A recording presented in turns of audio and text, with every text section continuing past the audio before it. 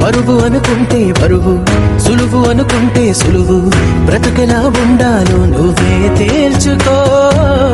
అనుకున్నవన్నీ అవవు, ఎప్పుడు ఏదో కరువు, అందుకీ కమ్మని కలలో సరి చూసుకో.